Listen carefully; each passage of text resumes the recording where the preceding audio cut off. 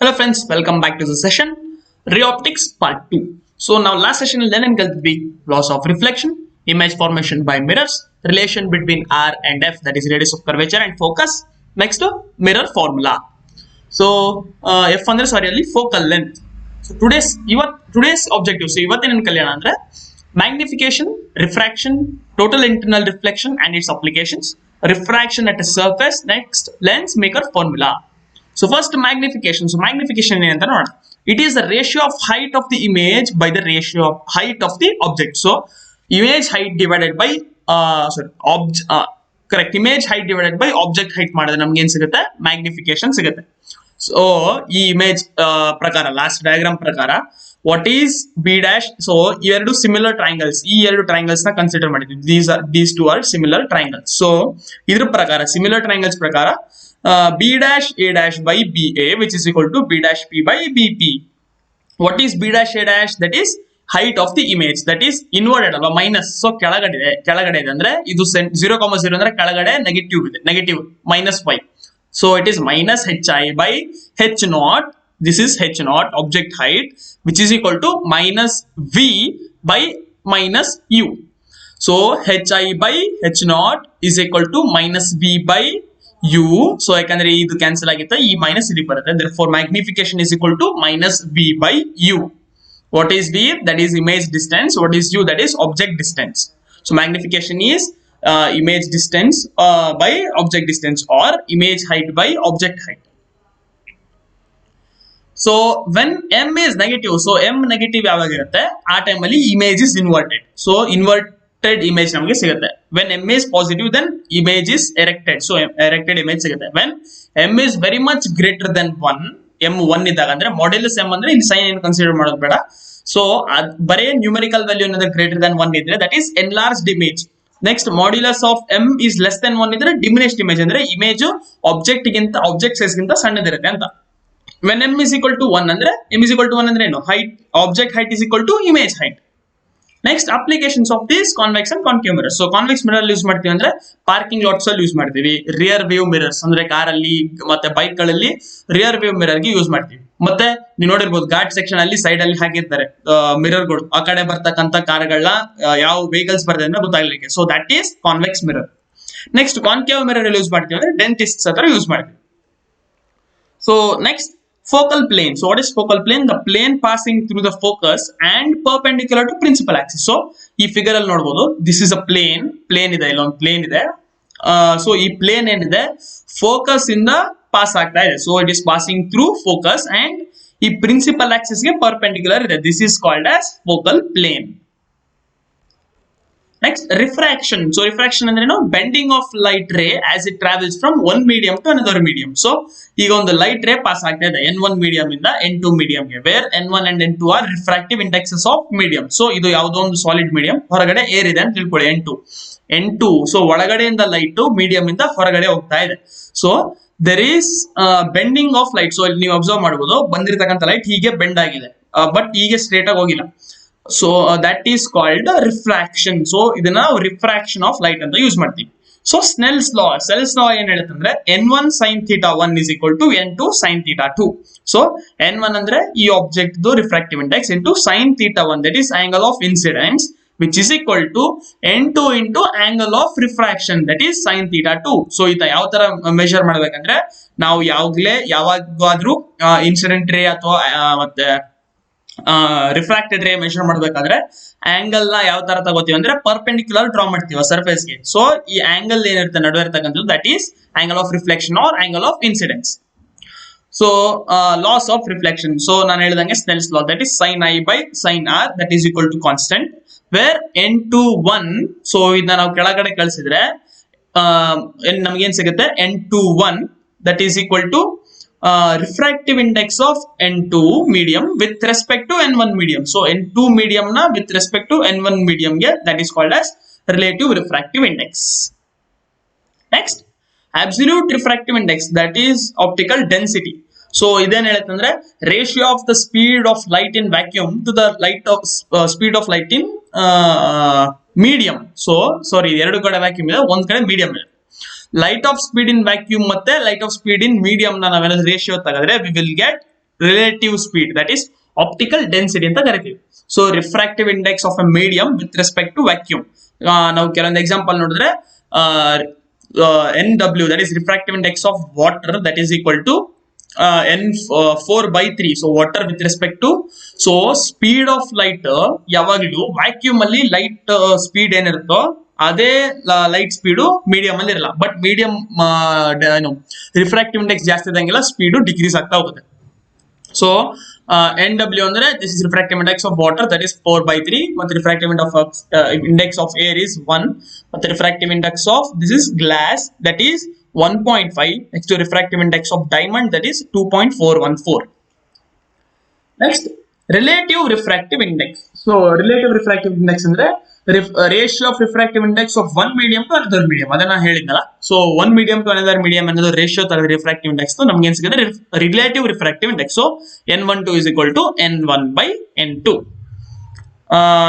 So ಇಲ್ಲಿ ಏನ್ ಹೇಳ್ಬೋದು ಅಂದ್ರೆ, ನಾವು ಡಿರೈವ್ ಮಾಡಿದ ಒಂದು expression that is sin I by sin R is equal to n2/n1. ನಮ್ಗೆ ಗೊತ್ತಿರೋ ಪ್ರಕಾರ ಸ್ನೆಲ್ಸ್ ಲಾ, that is equal to n2 is inversely proportional to v2. ಏನಕ್ಕಂದ್ರೆ ರಿಫ್ರಾಕ್ಟಿವ್ ಇಂಡೆಕ್ಸ್ ಗೆ ಯಾವಾಗ್ಲೂ ವೆಲಾಸಿಟಿ ಇನ್ವರ್ಸ್ಲಿ ಪ್ರೊಪೋರ್ಷನಲ್ ಆಗಿರುತ್ತೆ. ರಿಫ್ರಾಕ್ಟಿವ್ ಇಂಡೆಕ್ಸ್ ಯಾವ್ದಾದ್ರು ಒಂದು ಮೀಡಿಯಂ ಜಾಸ್ತಿ ಇತ್ತಂದ್ರೆ ಅದರಲ್ಲಿ ಲೈಟ್ ನ ವೆಲಾಸಿಟಿ ಕಡಿಮೆ ಆಗುತ್ತೆ.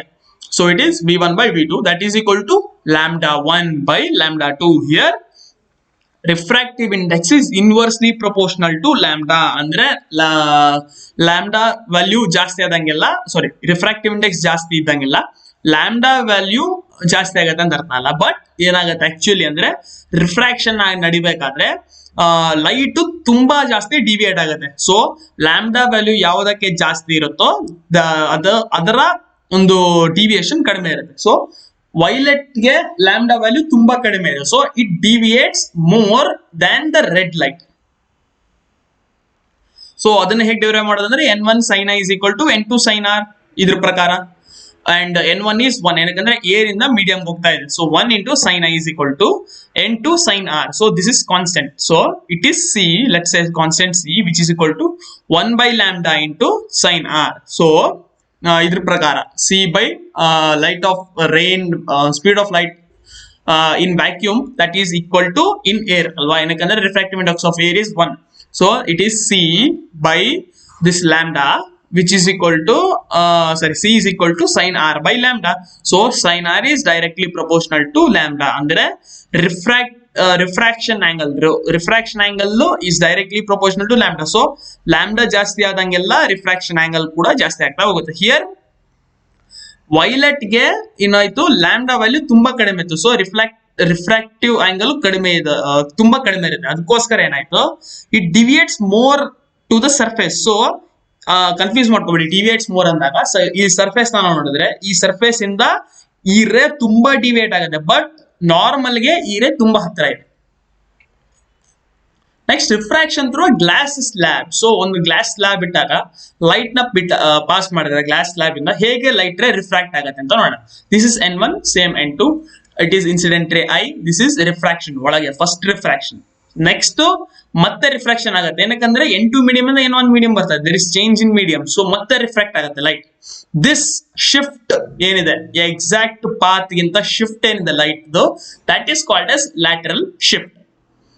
Here angle of incidence is I and angle of emergent, that is refraction, that is E. This is emergent ray, therefore angle is E, and the emergent ray is parallel to incident ray. So nodi incident ray ge emergent ray parallel ide, but there will be a shift of incident ray. So there will be shift, yakandre incident ray way higittu, but next time ದಾರಿ ಏನಾಗಿದೆ ಸ್ವಲ್ಪ shift ಆಗಿದೆ. This is called as lateral shift.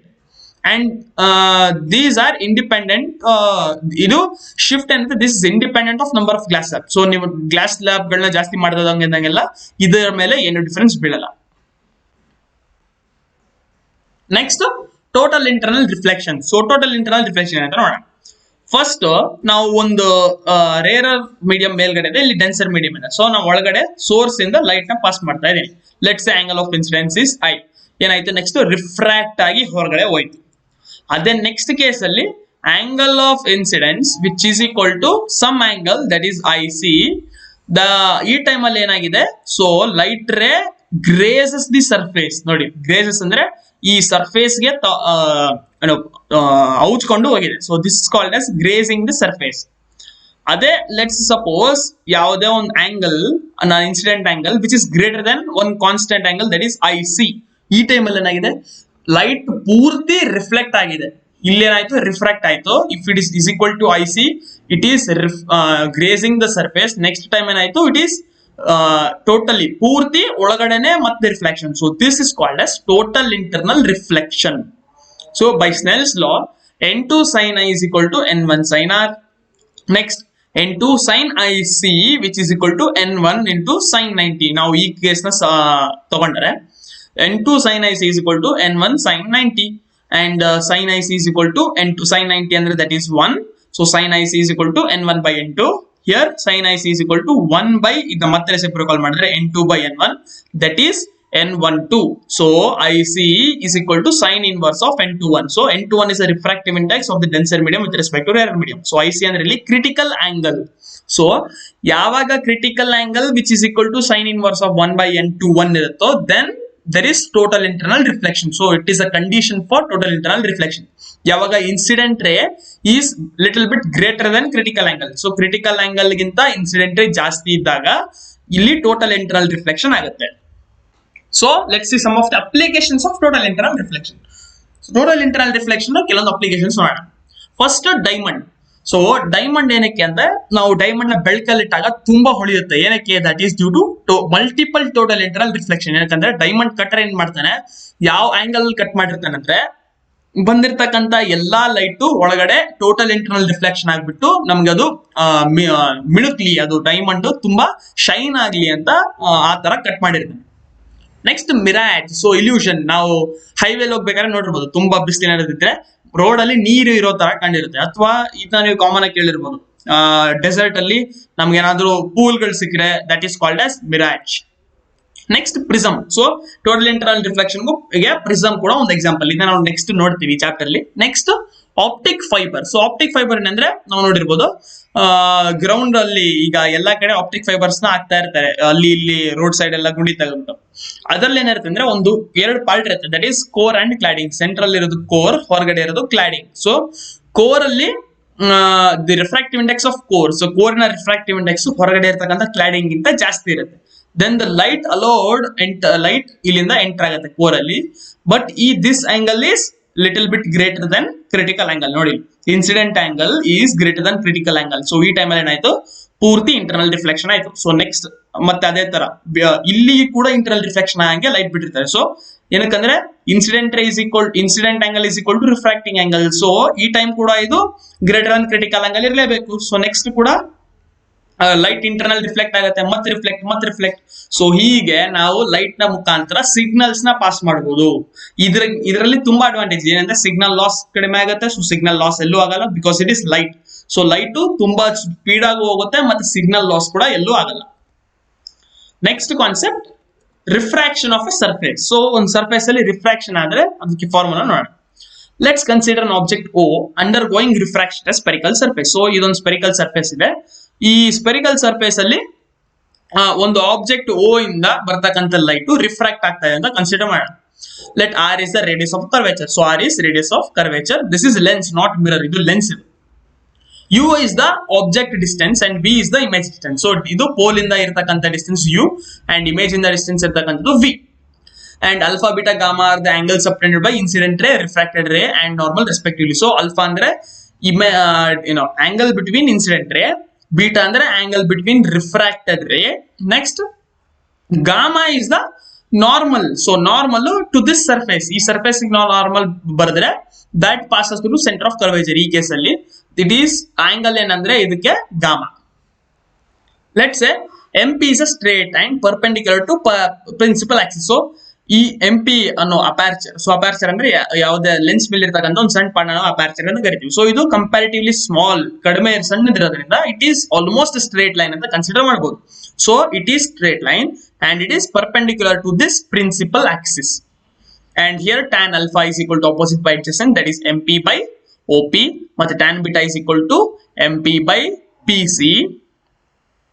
PI. Next tan gamma is equal to MP by PC. Here angles are very small. So angle li tumba center. Let's then tan alpha is equal to alpha, tan beta is equal to beta, tan gamma is equal to gamma. From triangle OMC, so triangle OM and C, this is triangle OMC. Here I is equal to R plus gamma, ಯಾಕಂದ್ರೆ exterior angle property I is equal to R plus gamma. ಎರಡು interior angle ನ sum is always equal to one exterior angle. And from triangle MIC, so this is M, I and C. So idrallu kuda exterior angle property. This is exterior angle, this is interior angle iveredu. So gamma is equal to R plus beta. So gamma is equal to R plus beta.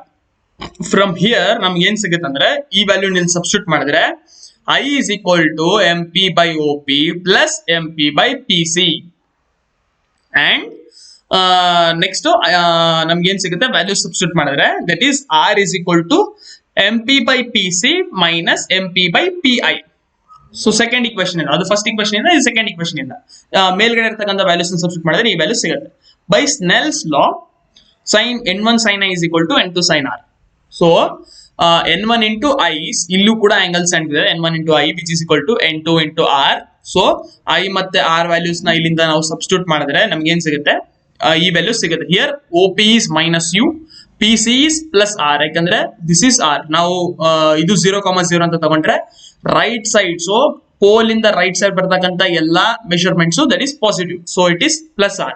ಮತ್ತೆ PI ಈ value that is positive. So ಇಲ್ಲಿ U ಒಂದೇ, object distance ಒಂದೇ negative, ಏನಕ್ಕಂದ್ರೆ ಇದು 0,0 ಅಂದ್ರೆ pole ಇಂದ left side ಇದೆ.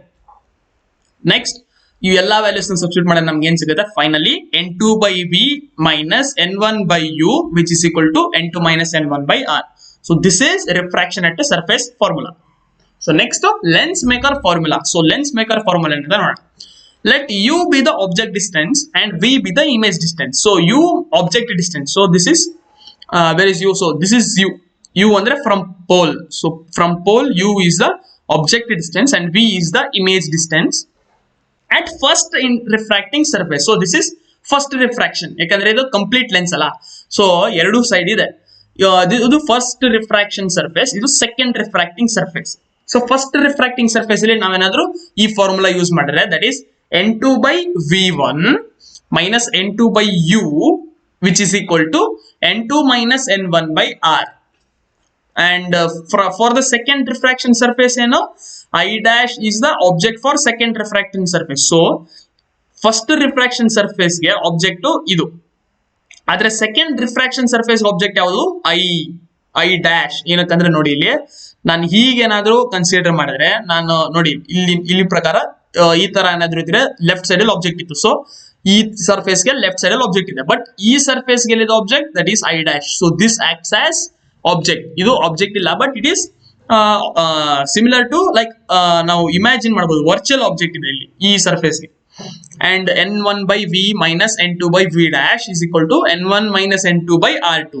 So ಎರಡು ಈಕ್ವೇಶನ್ ಆಡ್ ಮಾಡೋಣ, ನಮಗೆ ಫೈನಲ್ ವ್ಯಾಲ್ಯೂ ಏನ್ ಸಿಗುತ್ತೆ ಅಂದ್ರೆ ಎಲ್ಲ ಸಾಲ್ವ್ ಮಾಡಿದ್ಮೇಲೆ 1 by p which is equal to n21 minus 1 into 1 by r1 minus 1 by r2. So ಇದು ತುಂಬಾ important formula, lens maker formula, that is 1 by p that is equal to n21 minus 1 into 1 by r1 minus 1 by r2. So friends ಇವತ್ತಿನ session ನಾನು ಇಲ್ಲೇ ಮುಗಿಸ್ತಾ ಇದ್ದೀನಿ, next session ಅಲ್ಲಿ continue ಮಾಡೋಣ. Thank you.